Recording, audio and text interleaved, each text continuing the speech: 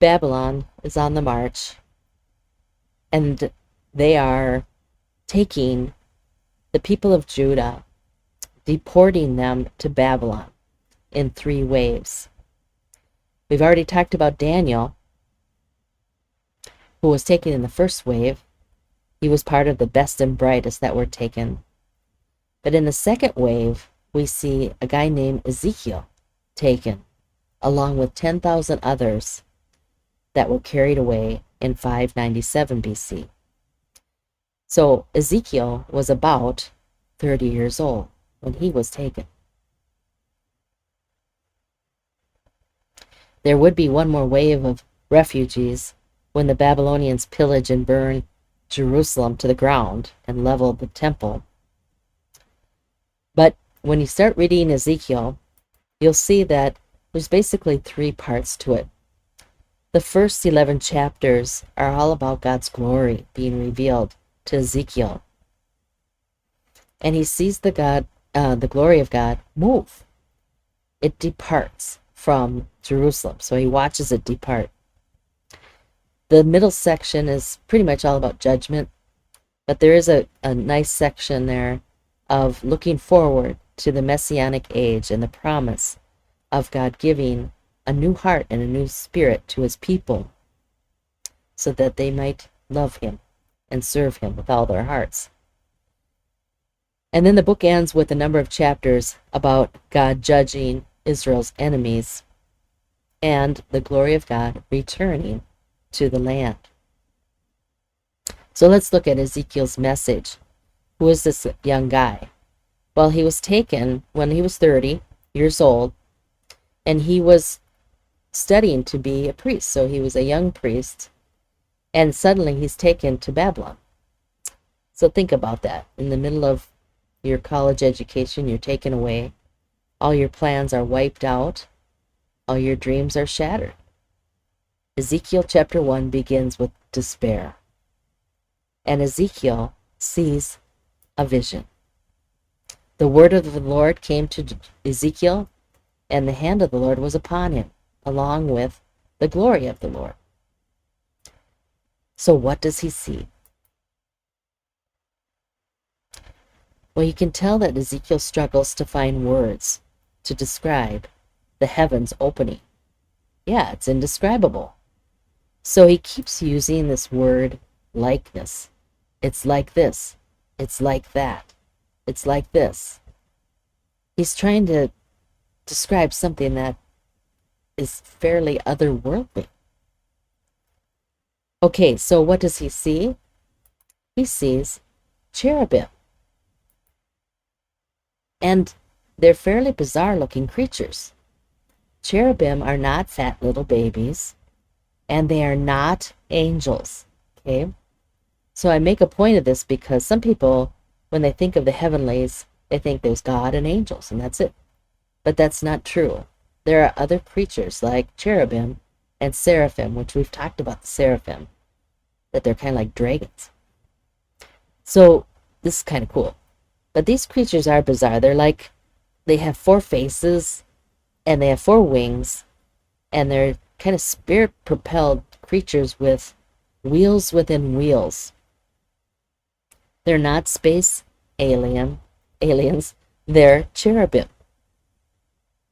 So they have these wheels, and there's 4 of them, so they make kind of like a vehicle.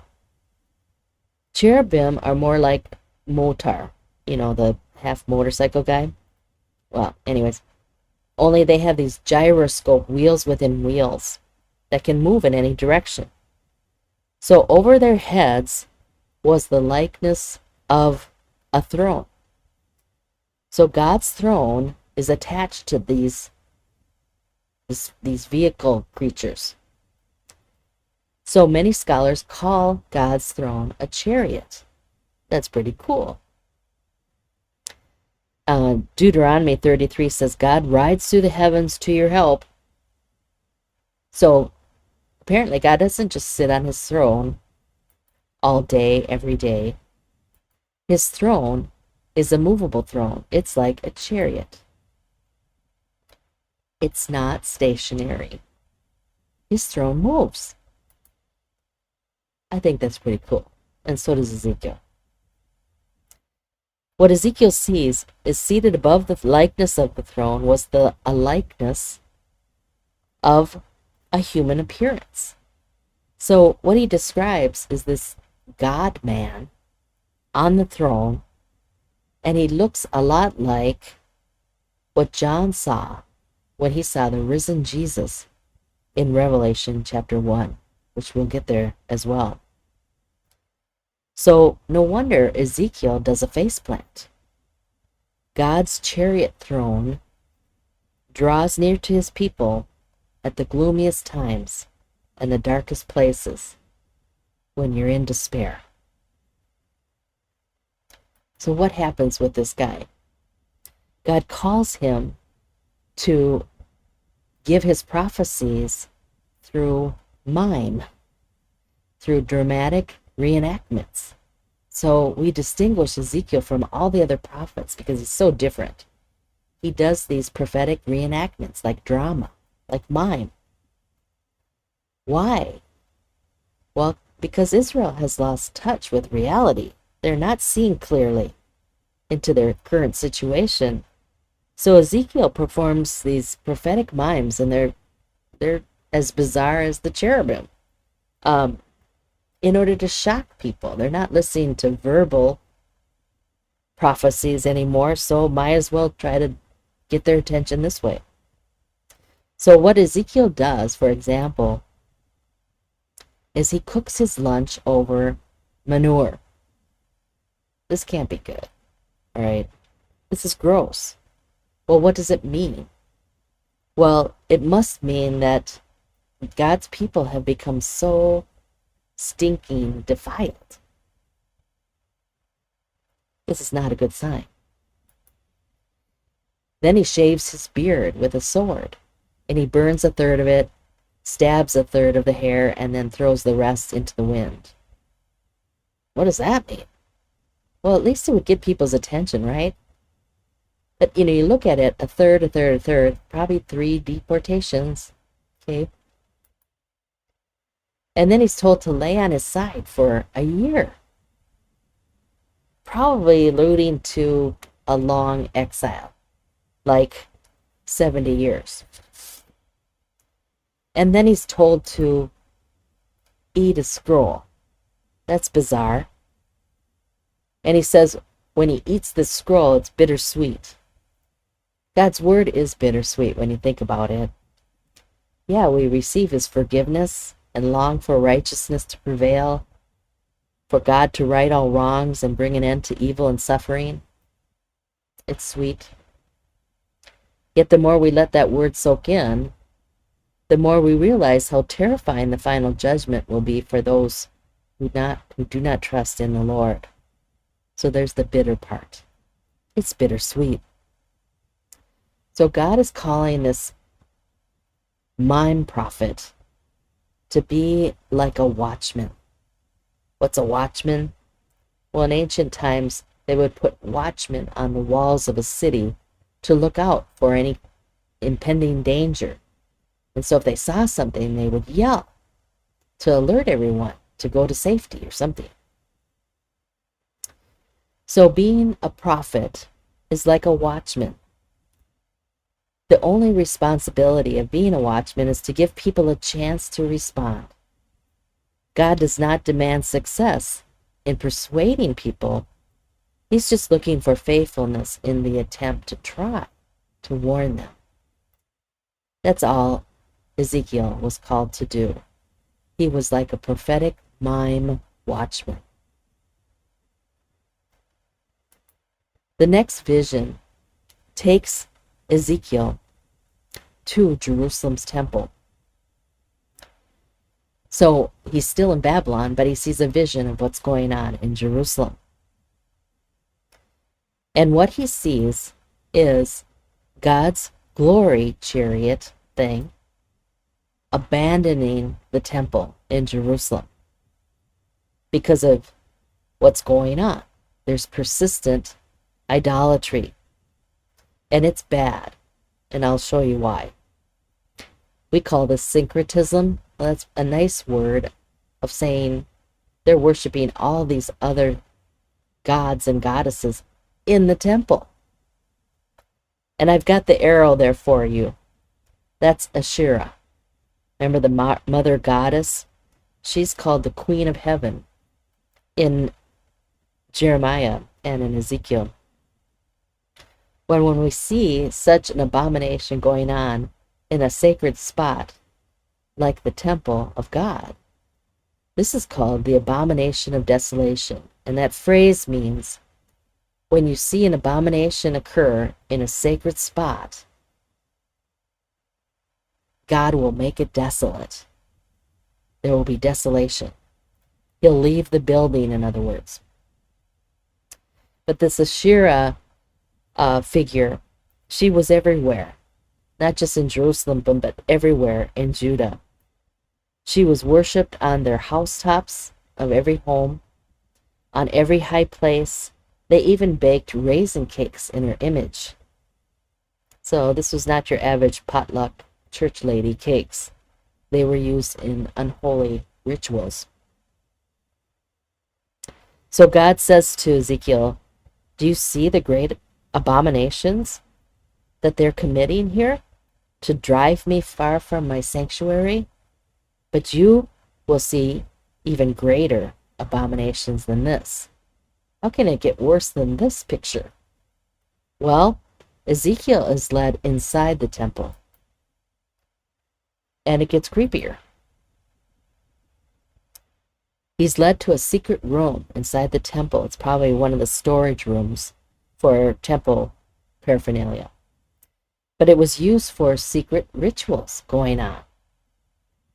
Open only to 70 men were in there. And there was graffiti carved on the wall depicting shameful figures. And Ezekiel describes these figures on the walls as disgusting pellets of excrement. That's a literal reading of chapter 8, verse 10. Disgusting pellets of excrement. That's poop. It gets creepier. These 70 men burned incense, hoping that some spirit would arrive on the scene to rescue them. They believed that Yahweh did not see them performing these rituals in the dark, these secret rituals.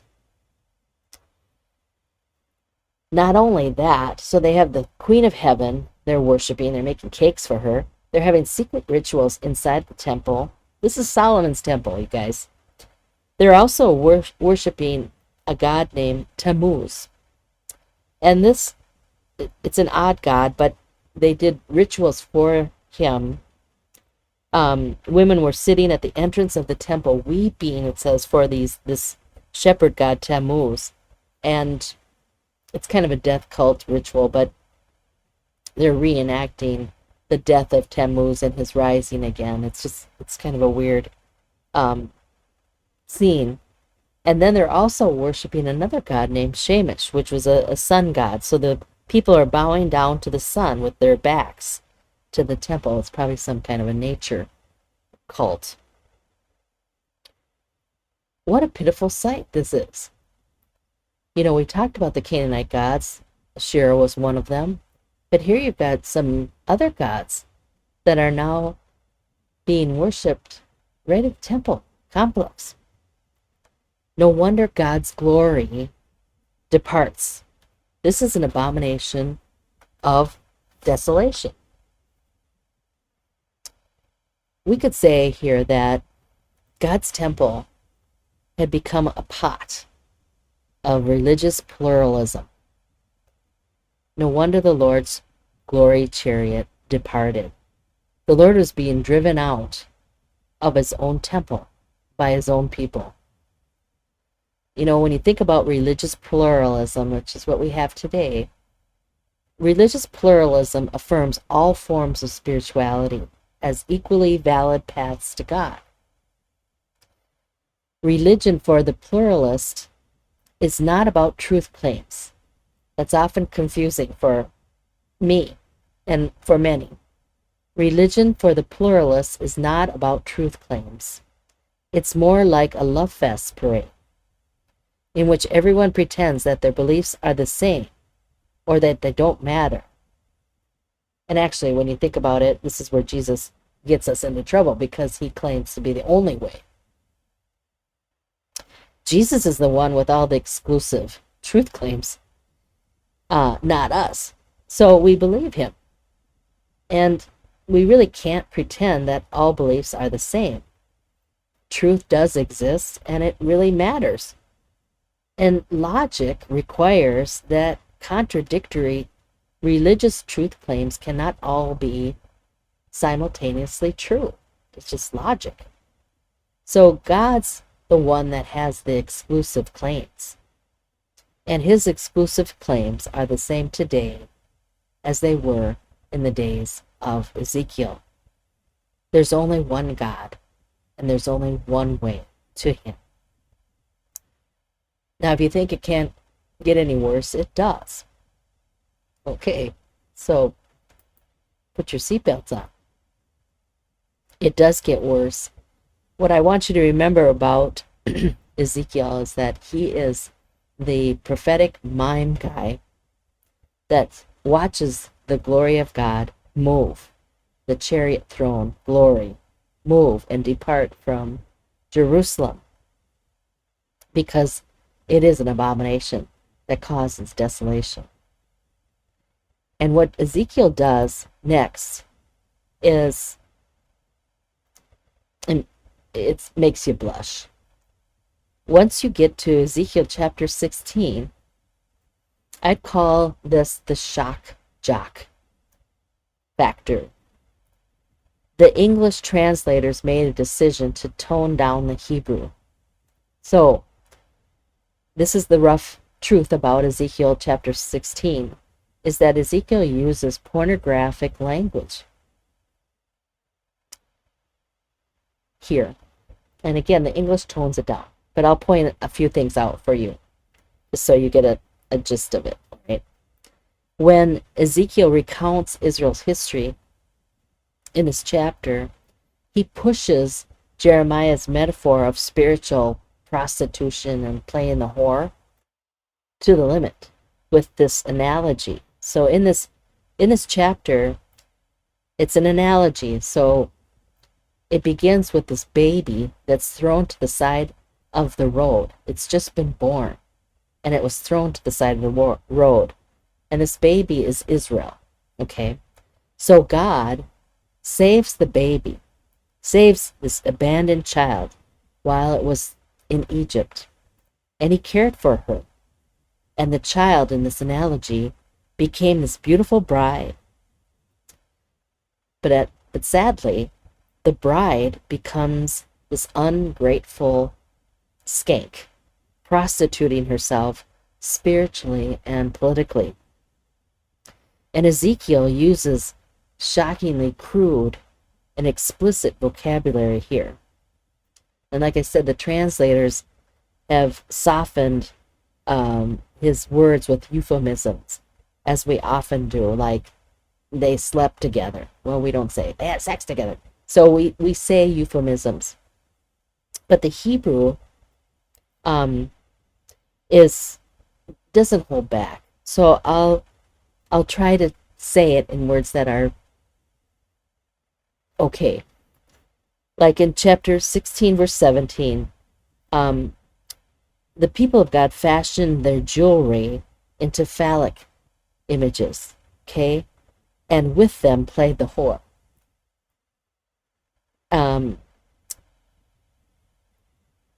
They use lewd gestures, continually inviting any and all god and goddesses into their daily lives, which Ezekiel crudely describes as Judah keeps parting their legs to expose herself to anyone who passes by. So they were engaged in prostitution with their Egyptian lustful neighbors, it says in the English. That's a toned down, obscene Hebrew word to describe the enlarged male private part. You can see I'm struggling here. But the point being is that Ezekiel is using pornography, that kind of language, to describe the syncretism, the compromise, the idolatry of God's people. God's people had digressed to such a point that Ezekiel says in verse 27 there that even their pagan neighbors were embarrassed for them. This is a bad scene, and Ezekiel doesn't hold back. So remember Ezekiel, the shock jock. By the time you get to chapter 34, word gets back to the exiles in Babylon that Jerusalem had finally fallen. So now Ezekiel's role changes. Instead of preparing the people for judgment, now he prepares them for resurrection. So as God's presence in the temple is lost now in Jerusalem, what he starts turning to and pointing out is that an even greater presence of God is going to be gained. A new temple is going to be built that will replace the old one. But you get this idea that the new temple is different. That new temple is going to be the Messiah, a new dwelling place of God, where all can worship Him. All can worship God anywhere in this new temple idea. So God promises to place His Spirit with His people and give them a new heart and new spirit. You see, the people of God are going to continue to struggle like this unless something drastic happens to them on the inside. People will need to be completely transformed from the inside out. This is a spiritual heart transplant. It's like being born again. It's like becoming an entirely new creation. It's like dead, dry bones coming to life.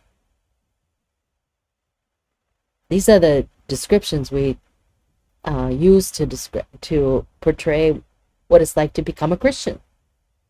We are transformed from the inside out. We're actually born again and become new creatures in Christ, so that we can display God's glory among the nations and be the vehicle for God's blessing to the world under the reign of the Good Shepherd King, Jesus. So you have big hints of the Messiah to come and the plan to make a big change in the hearts of God's people. In the final dreamlike sequence, Ezekiel is given what I would describe kind of a three-dimensional visionary tour of a temple with a river flowing out to heal the nations.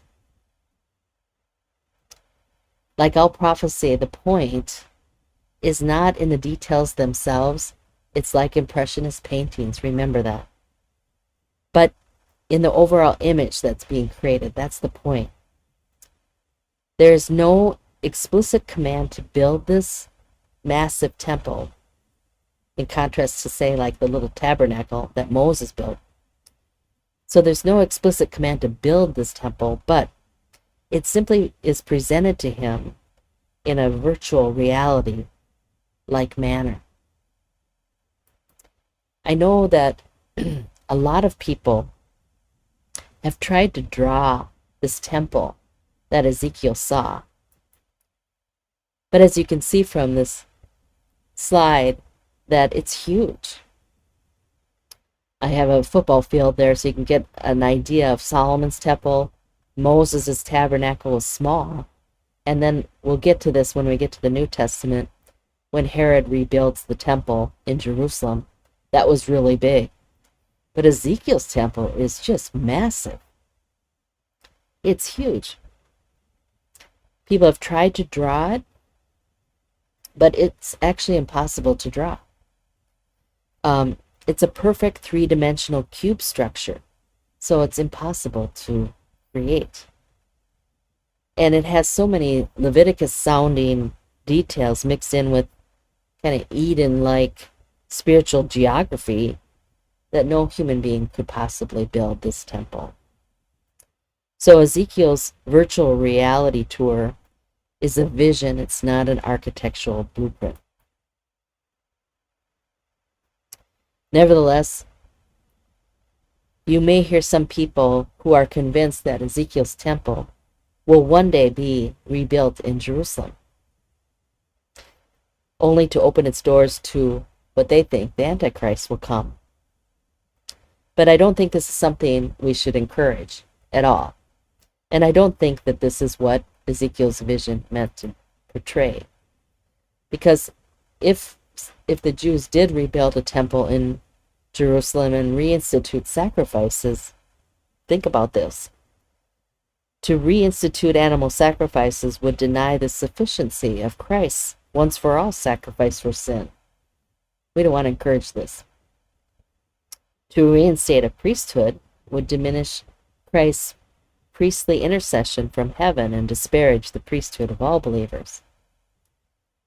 This is a disregard for the complete and final work of Christ, and it's precisely what the writer of Hebrews actually warned about. This temple is impossible, in other words, to build. And there's no command to build it. And then if you add the final scene of the vision, you have this river of life flowing out of the temple. Wherever this river of life goes, everything flourishes. All kinds of fish, all kinds of trees from all over the world are thriving because the water from this temple flows from the sanctuary. John, I think, in the book of Revelation, saw this river of life as well in the very last chapter of the Bible. He confirmed that it was for the healing of the nations. So what was promised here in Ezekiel, I think John saw the reality of it. Yet the reality seen by John at the end of the book of Revelation far exceeds anything that Ezekiel saw in his vision. So I don't want to get too far into this, but I wanted to explain a little bit of some difficult portions of Ezekiel. The main thing I want you to remember is that Ezekiel saw a vision of the glory of God, this glory throne chariot that moved. It departed from Jerusalem, and to get people's attention, Ezekiel resorted to prophetic enactments, mimes, and shocking pornographic language to get his message across. Okay. So what happens? Well, as we've gone through the history here before, we know that Babylon does fall after Nebuchadnezzar. And what happens is that the next superpower rises to power, and that's Cyrus the Great of Persia. And so he issues his famous decree, which we looked at with that Cyrus cylinder, if you remember. And he announces that the 70-year exile is over in 536 BC. And so we've already talked about this before, but you know how many of the Jews went back to rebuild in Jerusalem? Only 1%, remember? The rest of the 99 stayed in Babylon, which is now Persia. And that's the story of Esther. So let's look at what happened with the 1%, okay, that did go back. That's the story of Ezra and Nehemiah. So we're almost done. Hang in there. These are the last of the history books in the Old Testament. We'll do this quickly. The return to Judea was in 3 waves. I sound like a broken record, but I just want you to remember 3 deportations, and then 3 waves of returns. So Ezra records the first 2 waves of return back to Jerusalem. And what they do is they begin to rebuild. They build a foundation for a temple. They build an altar. And Ezra, the scribe, leads in some spiritual reforms. So we have a little spiritual revival there back in Jerusalem. There's not many of them there, but they start to go back in waves, the first and second wave. And then you have a 3rd wave of return. And that's the story of Nehemiah. The 3rd wave. That's where Nehemiah helps the Jews build Jerusalem's walls. And we might think that's not a big deal, but a wall is important because cities are vulnerable to attack and other things. So they need to build a wall around everything. So what happens in a nutshell during this time? So we're following them back to Jerusalem, and they're starting to rebuild. Well, we're putting Ezra and Nehemiah in a box. We're putting them in a recycle box because they're back in Judea, a province of Persia, and they're starting to rebuild. Okay, so they have a foundation and an altar, and they have a 20-year delay.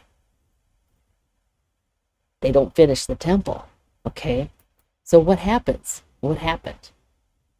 Well, Ezra did lead spiritual reform, and I like this little statement about him. He's a scribe, and he's leading the people, but it says that he devoted himself to the study and observance of the law of the Lord, and to teaching its decrees and laws in Israel. So again, I just want to remind you that the whole Old Testament is built on that Torah, the laws of God in the Torah. There really isn't anything new. The prophets were just calling people back to the Torah to be faithful. Ezra, Nehemiah, it's all about the foundation of those first 5 books. So they're back there, but they're very much discouraged. They want to quit building the temple. And so there's this 20-year delay. And this is the story this is the point in the story where 2 prophets emerge. And these are called post-exilic prophets. So after the exile. So they come back and they're discouraged. And God calls Haggai and Zechariah. We're almost done. Okay? Haggai and Zechariah. The post-exilic prophets. So what did they say? Well, you can guess. All right? Then there's Malachi. All right, the later prophets. So what do Haggai and Zechariah have to say? Complete the temple. All right, that's easy. So we put them in the recycle bin, and they're saying, you can do this. And Haggai says something like this. He says, who of you is left who saw this house in its former glory? Solomon's temple. So there were some old guys there. How does it look to you now?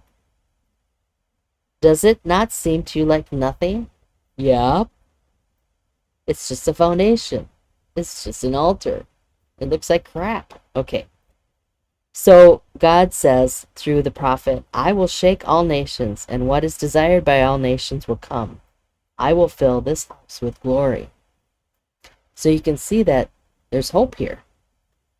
But Haggai is doing everything he can to convince them to complete the temple. Zechariah says, it's not by your own might or power anyways. It's by the Spirit of the Lord that we do anything. So the Jews finally rebuild the temple after a 20-year delay, thanks to these 2 prophets. So they finish it in 515 BC.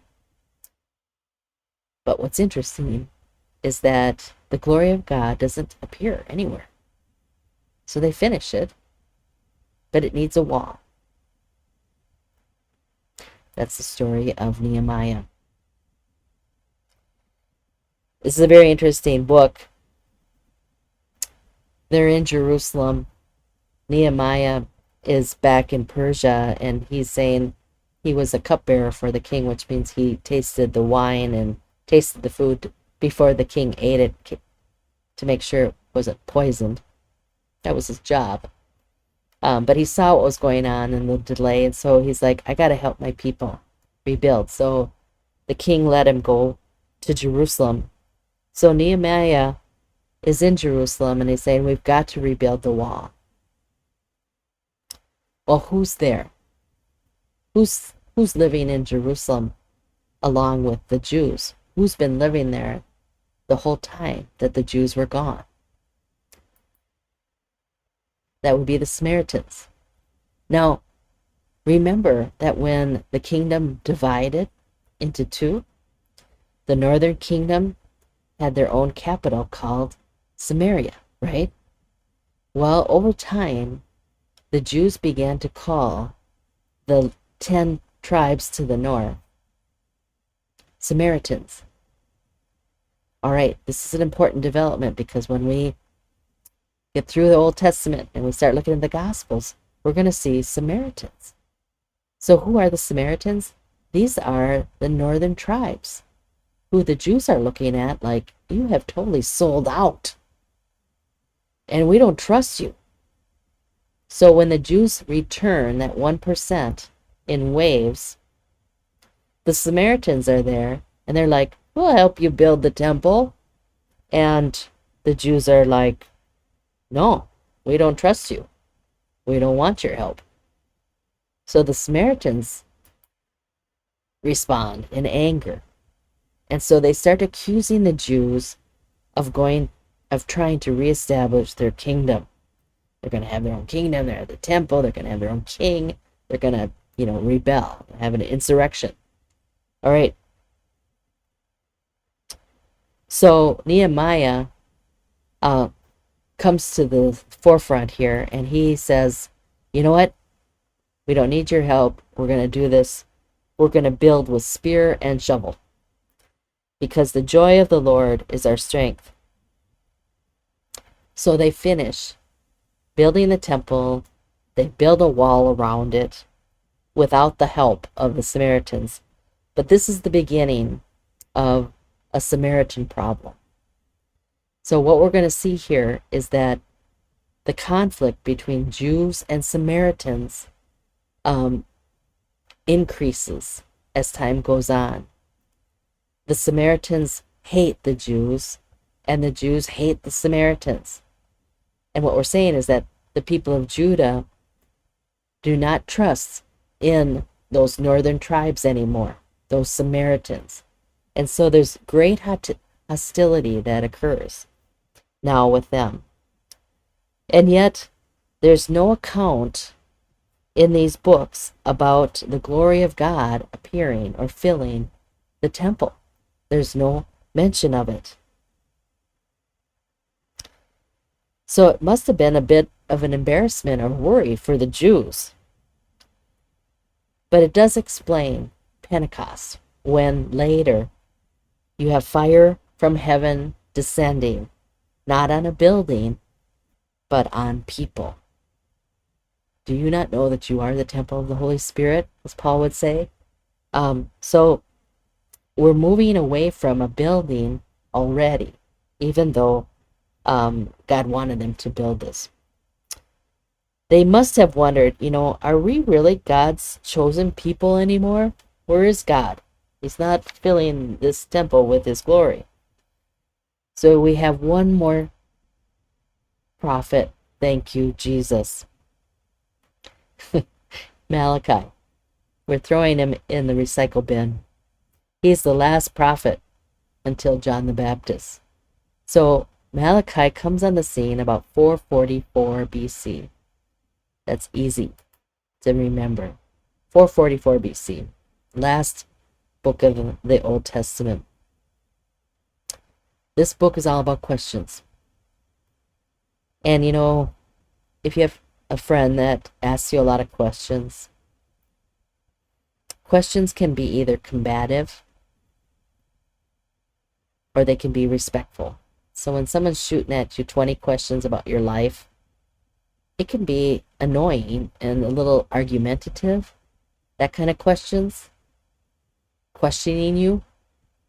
Or the questions can be respectful, like they really want to get to know you and have greater understanding. So what kind of questions are the people of God asking at this time? As the Old Testament story comes to an end, the people of God are back in the land. They've got a rebuilt temple that looks fairly pitiful compared to Solomon's temple. They have a wall around it. They have no king. The glory of God is not manifested in any way, shape, or form. And so they have all these questions. And I don't think they're the respectful kind of questions, okay? They're kind of argumentative type questions. So they ask God,